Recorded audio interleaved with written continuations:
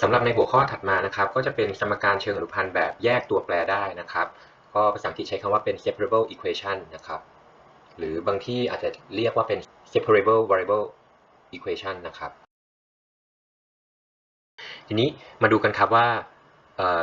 separable equation นะครับเป็นยังไงก็คือรูปฟอร์มของมันนะครับก็คือจะเป็นอยู่ในรูปฟอร์มของ dy by dx เท่ากับ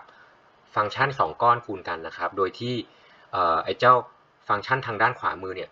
จะสามารถกรุ๊ปเป็นก้อนของตัวแปร x กับก้อนของตัวแปร y ได้นะครับโดยที่ก้อนของตัวแปร x กับก้อนของตัวแปร y เนี่ยจะอยู่ในรูปของการคูณหรือการหารกันก็ได้นะครับสำหรับ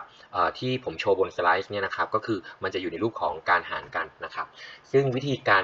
แก้ไอ้เจ้าสมการเชิงอนุพันธ์ตัวนี้นะครับก็สามารถทำได้ง่ายเลยครับก็คือเอาตัวแปร y ไปกองไว้ด้านเดียวกันแล้วก็เอาตัวแปร x นะครับไปกองไว้ด้านเดียวกันเพราะฉะนั้นผมก็เลยเอาฟังก์ชัน hy ตรงนี้นะครับโยนขึ้นไปทางด้านซ้ายมือนะครับแล้วก็เอา dx ตัวตรงนี้นะครับโยนไปทางด้านขวามือทำให้ผมได้สมการออกมาหน้าตาแบบนี้พอผมได้สมการหน้าตาแบบนี้ออกมานะครับ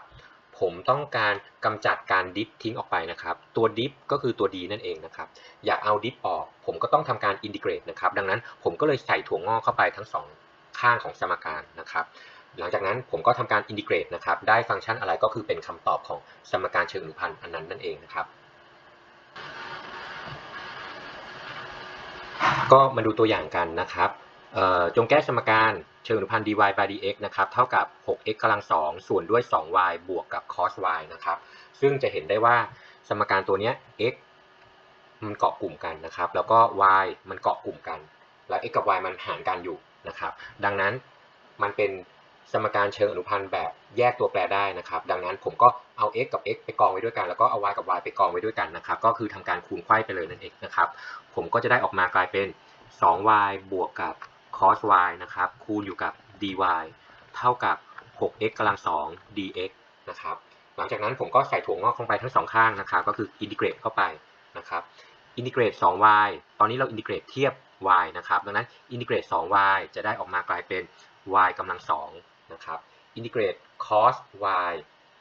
ก็จะได้ออกมากลายเป็น sin y นั่นเองนะครับแล้วก็ทางด้านขวามือนะครับก็อินทิเกรต 6x กำลัง2ก็จะได้ออกมากลายเป็น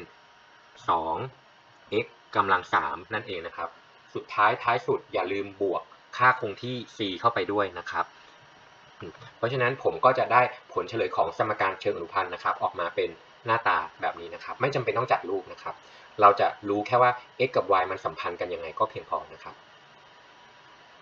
ตัวอย่างอันนี้นะครับเขาบอกว่าวงจรไฟฟ้าอย่างง่ายนะครับซึ่งเป็นไปตามรูปนะครับเขาบอกว่ามีแรงเคลื่อนไฟฟ้าที่มีความต่างศักย์ไฟฟ้าเป็น ET นะครับหน่วยเป็นโวลต์แล้วก็กระแสไฟฟ้าเป็นแอมแปร์นะครับหน่วยเป็นย่อด้วยตัว A นะครับแล้วก็ที่เวลา T ในวงจรเนี่ยนะครับมีตัวต้านทาน R นะครับหน่วยเป็นโอห์มแล้วก็มีตัวเหนี่ยวนำที่มีความเหนี่ยวนำนะครับซึ่งมีหน่วยเป็นเฮนรี่นะครับจากกฎของโอห์มเนี่ยนะครับตัวต้านทานจะทำให้ศักย์ไฟฟ้าลดลงนะครับเป็น IR โวลต์แล้วก็ตัวเหนี่ยวนำนะครับจะทำให้ความต่างศักย์ลดลงไปอีก L คูณอยู่กับอนุพันธ์ของกระแสไฟฟ้านะครับแล้วก็จากกฎของเคอร์ชอฟนะครับบอกเอาไว้ว่าผลรวมของความต่างศักย์ไฟฟ้าที่ลดลงนะครับจะเท่ากับศักย์ไฟฟ้าที่เพิ่มเข้าไปในระบบนะครับซึ่งก็คือเป็น ET นะครับดังนั้นเราก็เลยได้สมการเชิงอนุพันธ์ออกมาหน้าตาตามนี้นะครับเขาบอกว่าจงแก้สมการเชิงอนุพันธ์นะครับเพื่อหาฟังก์ชันของกระแสไฟฟ้าเมื่อกำหนดให้ตัวต้านทานเนี่ยนะครับเท่ากับ12โอห์มนะครับแล้วก็ความเหนี่ยวนำนะครับเท่ากับ4เฮนรี่แบตเตอรี่ให้ความต่างศักย์คงที่นะครับที่60โวลต์นะครับแล้วก็เมื่อสับสวิตช์นะครับที่เวลาที่ t เท่ากับ0นะครับแล้วก็สมมุติให้สับสวิตช์นะครับที่ t เท่ากับ0และก็ในระยะยาวเนี่ยนะครับกระแสไฟฟ้าจะเป็นอย่างไรนะครับดังนั้นข้อนี้เราต้องหาฟังก์ชันของกระแสไฟฟ้าแล้วก็หาว่าในระยะยาวเนี่ยนะครับกระแสไฟฟ้าจะเป็นอย่างไรนะครับก็ก่อนอื่นนะครับแทนค่าตัวแปรลงไปในสมการเชิงอนุพันธ์ก่อนนะครับจากโจทย์นะครับเขาให้มาว่าความต้านทานนะครับเท่ากับ12โอห์มนะครับแล้วก็ความเหนี่ยวนำนะครับเท่ากับ4เฮนรี่ก็คือค่า L เท่ากับ4นะครับแล้วก็ ET นะครับอันนี้เป็นแบตเตอรี่นะครับก็คือความต่างศักย์คงที่นะครับเท่ากับ60แล้วก็เขาบอกว่าสับสวิตช์ที่ t เท่ากับ0แสดงว่าตอนที่ t เท่ากับ0เนี่ยยังไม่มีกระแสไฟฟ้านั่นเองนะฮะดังนั้น I ที่0ก็มีค่าเท่ากับ0นะครับดังนั้น เราก็แทนค่าพวกนี้ลงไปนะครับเราก็จะได้สมการเชิงอนุพันธ์ออกมากลายเป็น4คูณอยู่กับ di by dt นะครับแล้วก็บวกกับ 12i เท่ากับ60นะครับทีนี้เราก็ทำการทอนให้สมการมันดูง่ายขึ้นนะครับก็คือเอา4หารทั้ง2ข้างนะครับเพราะฉะนั้นผมก็จะได้ออกมากลายเป็น di by dt นะครับบวกกับ 3i เท่ากับ15ทีนี้ในการแก้ไอ้เจ้าสมการเชิงอนุพันธ์ตัวนี้นะครับผมก็แนะนำครับว่าให้ย้ายไอ้เจ้า 3i ตรงนี้นะครับไปทางด้านขวามือนะครับเพราะว่าเราจะเห็นได้ว่าถ้าเรามอง i เป็นตัวแปรตามนะครับเราพยายามกรุ๊ปให้ไอ้เจ้าตัวแปรนะครับอยู่กันเป็นก้อนๆนะครับคือตอนนี้ i ตรงนี้นะครับกับ i ตรงนี้มันบวกกันอยู่การที่เราจะใช้ไอ้เจ้าสมการเชิงอนุพันธ์แบบที่แยกตัวแปรได้เนี่ยนะครับก้อนตัวแปรนะครับมันจะต้องอยู่ในรูปฟอร์มของการคูณกับการหารเท่านั้นนะครับดังนั้นผมก็เลยย้าย 3i ตรงนี้นะครับไปทางด้านขวามือผมก็เลยได้ว่า di by dt นะครับเท่ากับ15ลบกับ 3i นะครับก็แยกตัวร่วมออกมานิดนึงนะครับก็ได้เป็น di by dt จะเท่ากับ3คูณอยู่กับ5ลบ i นะครับเสร็จแล้วผมก็ทำการคูณไขว้มาเลยครับเอา i ไปกองไว้ด้วยกันแล้วก็เอาตัว t ไปกองไว้ด้วยกันนะครับเพราะฉะนั้นผมก็เลยได้ว่าเศษ1ส่วน5ลบ i นะครับคูณอยู่กับ di จะเท่ากับ3 dt นะครับเสร็จแล้วผมก็ทำการอินทิเกรตทั้ง2ข้างนะครับทางด้านซ้ายมือนะครับก็จะได้คำตอบออกมากลายเป็น log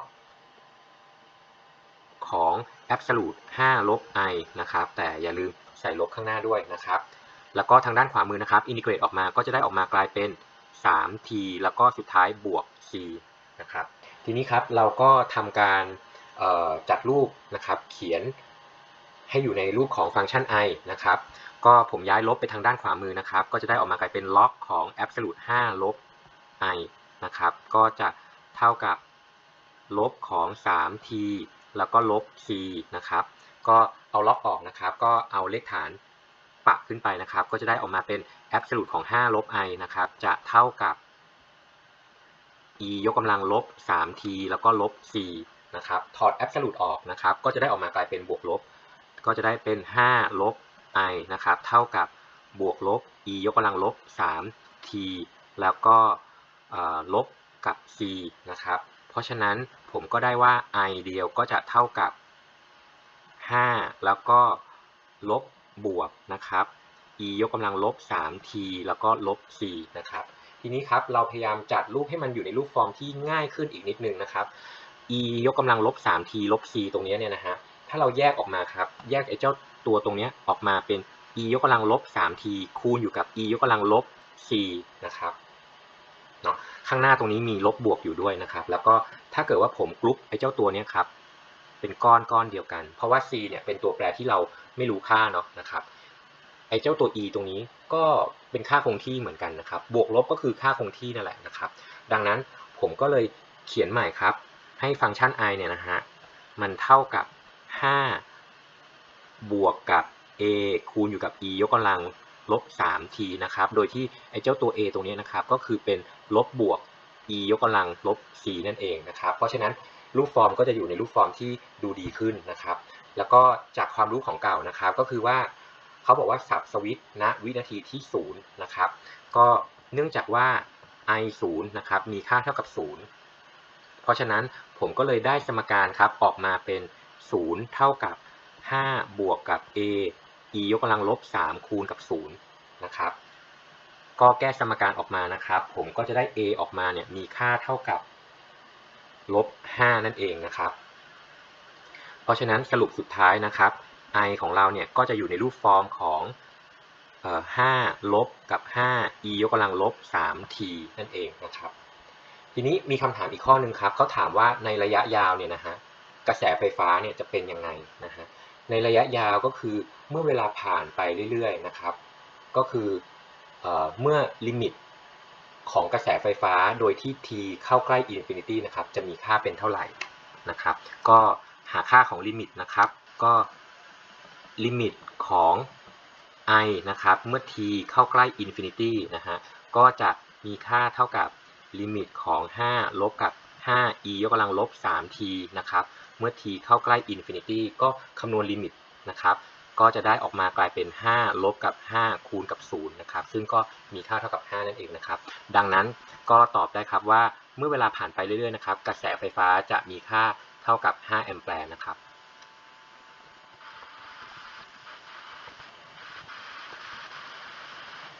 ตามนี้นะครับตัวอย่างถัดมานะครับเขาบอกว่าถังน้ำบรรจุเกลือ20กิโลกรัมนะครับซึ่งละลายอยู่ในน้ำ5,000 ลิตรนะครับน้ำเกลือเนี่ยซึ่งมีความเข้มข้นของเกลือที่ 0.03 กิโลกรัมต่อน้ำ1ลิตรนะครับถูกถ่ายเข้าไปในถังด้วยอัตรา25ลิตรต่อนาทีแล้วก็สารละลายเนี่ยนะครับถูกผสมอยู่ในถังแล้วก็ถ่ายออกมาจากถังเดียวกันอันนี้นะครับจะเหลือน้ำเกลืออยู่ในถังเท่าไรนะครับเมื่อเวลาผ่านไป30นาทีนะครับโจทย์อันนี้ก็จะเป็นโจทย์ปัญหาที่มีความยากเพิ่มขึ้นนิดนึงนะครับก็เดี๋ยวเรามาดูกันครับว่าเราจะแก้ปัญหากันยังไงข้อนี้เขาต้องการหาปริมาณของเกลือนะครับที่เหลืออยู่ในถังนะครับดังนั้นผมก็ให้ y นะครับแทนปริมาณของเกลือที่อยู่ในถังนะครับทีนี้ครับในถังเนี่ยมันจะมีการเปลี่ยนแปลงของปริมาณเกลืออยู่ตลอดเวลาเลยถูกไหมฮะโดยที่มันจะมีเกลือที่เพิ่มเข้ามาแล้วก็มีเกลือที่ออกไปนะครับดังนั้นการเปลี่ยนแปลงของเกลือเนี่ยนะครับซึ่งก็หมายความว่า dy by dt นั่นเองนะครับขึ้นอยู่กับเกลือที่เพิ่มเข้ามานะครับผมก็เขียนทดเอาไว้แบบนี้นะครับก็คืออัตราการเพิ่มของเกลือนะครับก็คือเพิ่มเข้ามาในถังนะครับแล้วก็ลบด้วยอัตราการเอาเกลือออกไปนะครับทีนี้ครับเราก็มาดูครับว่าเขาใส่เกลือเพิ่มเข้ามาในถังด้วยสปีดเท่าไหร่นะครับเขาบอกว่าน้ำเกลือนะครับซึ่งมีความเข้มข้นของเกลือเท่ากับ 0.03 กิโลกรัมต่อน้ำ1ลิตรนะครับถูกถ่ายเข้ามาในถังด้วยอัตรา25ลิตรต่อนาทีเพราะฉะนั้นเขาเทน้ำเกลือมา25ลิตรต่อนาทีนะครับดังนั้นใน25ลิตรตรงนี้เนี่ยนะฮะมันจะมีเกลืออยู่เท่าไหร่แต่เขาเพิ่มนิดนึงครับเขาบอกว่าใน1ลิตรเนี่ยนะฮะมันจะมีเกลืออยู่ทั้งหมด 0.03 กิโลกรัมดังนั้นปริมาณเกลือที่ถ่ายเข้าไปใน1นาทีเนี่ยนะครับก็จะเท่ากับ25คูณอยู่กับ 0.03 นั่นเองนะครับก็เทียบบรรยัตยางธรรมดานะครับถัดมาครับเขาบอกว่าเขาก็มีส่วนอันนึงครับที่เอาสารละลายตรงนี้นะครับออกไปจากถังด้วยเหมือนกันนะครับซึ่งเอาออกไปด้วยอัตราเดียวกันนะครับก็คือเป็น25ลิตรต่อนาทีนั่นเองนะครับทีนี้ครับสมมุติว่าณจังหวะเวลาตรงนั้นนะครับมีปริมาณเกลืออยู่เท่ากับ y คือไอ้ y ตัวนี้นะครับเป็นตัวแปรที่แทนปริมาณเกลือณจังหวะเวลาใดๆนะครับดังนั้นสมมุติว่าณตอนนั้นมีปริมาณเกลืออยู่เท่ากับ y นะครับเนื่องจากว่าเขาถ่ายน้ำเกลือเข้ามากับเอาน้ำเกลือออกไปเป็นอัตราเดียวกันนะครับดังนั้นเนี่ยปริมาตรของเหลวในถังตรงนี้มันก็เลยคงที่ซึ่งคือเท่ากับ 5,000 ลิตรนั่นเองนะครับเพราะฉะนั้นถามว่าถ้าตอนนั้นมีเกลืออยู่ y กิโลกรัมความเข้มข้นของสารละลายตรงนี้จะเข้มข้นเท่าไหร่ก็คือจะเข้มข้นเป็น y ส่วนด้วย 5,000 นั่นเองนะครับอันนี้คือความเข้มข้นของเกลือต่อสารละลาย1ลิตรนะครับแต่ทีนี้เขาเอาออกไปทั้งหมด25ลิตรต่อนาทีดังนั้นก็ต้องคูณ25เข้าไปนะครับแล้วก็ตั้งลบทีนี้เราก็ทำการแก้สมการนะครับซึ่งเราได้สมการออกมากลายเป็น dy by dt นะครับเท่ากับ 0.75 ลบกับ y ส่วนด้วย200นั่นเองนะครับเราก็แอบจัดรูปเพิ่มเติมนิดนึงนะครับก็ 0.75 อันนี้คือ3ส่วน4นะครับดังนั้นผมปรับตัวส่วนให้กลายเป็น200นะครับก็จะได้ออกมากลายเป็น150ลบกับ y ส่วนด้วย200นะครับเสร็จแล้วผมก็ทำการเอาตัว y ไปกองไว้ด้านเดียวกันนะครับแล้วก็เอาตัว t ไปกองไว้ด้านเดียวกันดังนั้นผมก็ทำการคูณไขว้เหมือนเดิมนะครับก็จะได้เป็น1ส่วนด้วย150ลบ y นะครับคูณอยู่กับ dy เท่ากับ1ส่วนด้วย200คูณอยู่กับ dt นะครับเสร็จแล้วผมก็ทำการอินทิเกรตทั้ง2ข้างนะครับซึ่งก็จะได้ออกมากลายเป็นลบของล็อกของ absolute 150ลบ y นะครับเท่ากับ1ส่วนด้วย200 t แล้วก็บวกกับ c นั่นเองนะครับเสร็จแล้วก็ทำการจัดรูปนะครับเพื่อเขียน y ให้อยู่ในรูปของตัวแปร t นะครับก็จะได้ออกมากลายเป็น absolute ของ150ลบ y นะครับจะเท่ากับ e ยกกำลังลบ1ส่วนด้วย 200t นะครับแล้วก็ลบกับ c นะก็ทำการถอดค่าสมบูรณ์ออกนะครับก็จะได้ออกมาเป็น150ลบ y นะครับจะเท่ากับ a คูณอยู่กับ e ยกกำลังลบ t ส่วนด้วย200นะครับโดยที่ a ตรงนี้เนี่ยมันก็คือบวกลบ e ยกกำลังลบ c นั่นเองนะครับเพราะฉะนั้นผมก็จะได้ว่า y เดียวเนี่ยนะครับก็จะเท่ากับ150ลบกับ a คูณอยู่กับ e ยกกำลังลบ t ส่วนด้วย200นะครับทีนี้ครับโจทย์เขาบอกเราเอาไว้อีกนิดนึงครับตอนนี้เราต้องการหาว่าตัวแปร a คือหน้าตาเป็นยังไงนะครับเขาบอกว่าตอนเริ่มต้นเนี่ยนะครับถังเนี่ยบรรจุเกลืออยู่เท่ากับ